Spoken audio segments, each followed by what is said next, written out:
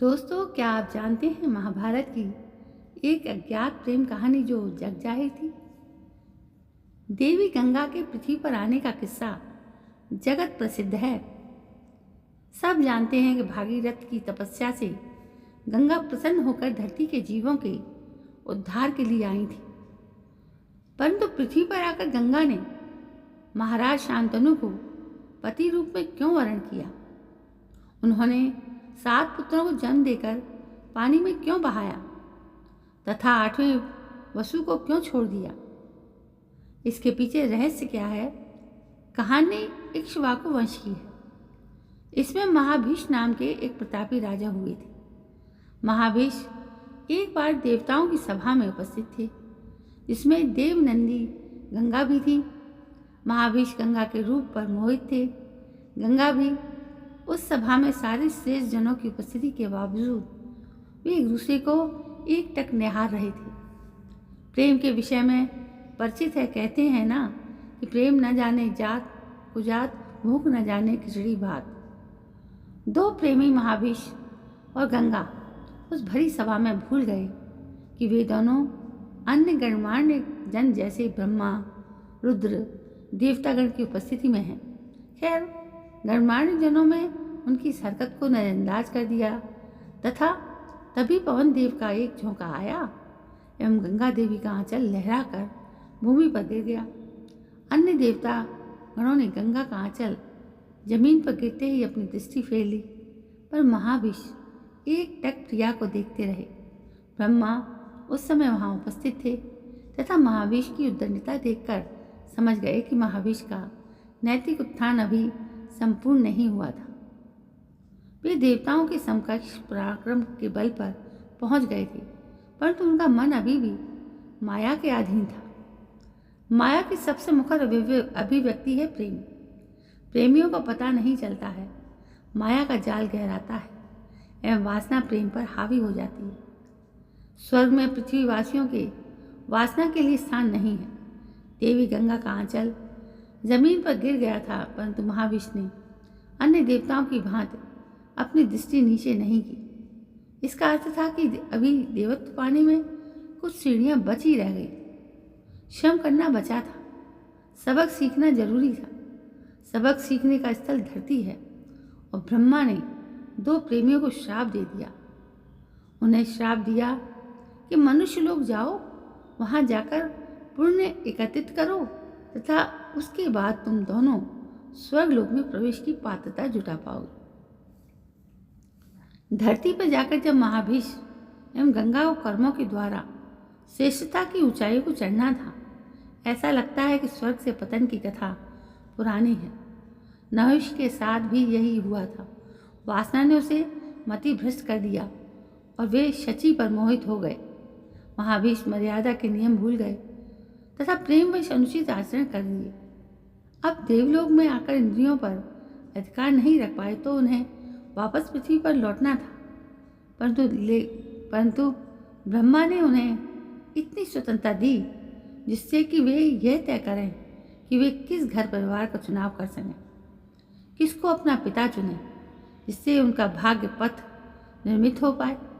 महाभीष की आत्मा का धैर्य प्रेम की गलियों से गुजरकर उसके विभिन्न रंगों को देखकर पूर्ण बनना था। स्वर्गलोक में जब वे गंगा को निहार रहे थे, उस समय उनका प्रेम आकर्षण से अभिभूत था, परंतु उस समय प्रथम सीढ़ी से आगे बढ़ता हुआ प्रेम किस प्रकार उन्हें क्रोध, उपेक्षा, रोष तथा क्षमा की सीढ़ियां पार कराता हुआ अपने लिए नए नए सबक संजोता, यह खेल देखना तथा उसे करना दोनों बचा हुआ था। प्रेम और विरह का स्वाद देखना तथा पुनः सत्यवादी से प्रेम करने की शक्ति बटोरना बचा हुआ था। कहते हैं ना कि जीवन कभी किसी के लिए रुकता नहीं है, लेकिन इन सभी शिक्षाओं को सीखते सीखते उन्होंने भारतवर्ष के कुरुक्षेत्र के बीज भी बो दिए। महाभीष धरती पर प्रतीप राजा के पुत्र बनकर आए। प्रतीप चंद्रवंशी राजा थे। चंद्रवंश में आगे चलकर कौरव पांडव आए थे। महाभीष महाराज शांतनु बने तथा गंगा उनकी पत्नी बनी। गंगा देव नदी है, अजन्मा भागीरथ की पुकार पर आई थी। धरती पर महाविष एवं गंगा मिले। महाविष शांतनु रूप में थे। वे अपने पूर्व जन्म की कथा भूल चुके थे, लेकिन अब गंगा से मिले तो आत्मा ने गंगा को पहचान लिया। उनके प्रति प्रबल खिंचाव हुआ तथा वे गंगा से विवाह कर लिए। गंगा ने अपने 7 पुत्रों को जल में जन्म लेते बहा दिया। शांतनु इस घोर कृत्य को देखते तथा शांत रहते। वे वचनबद्ध थे।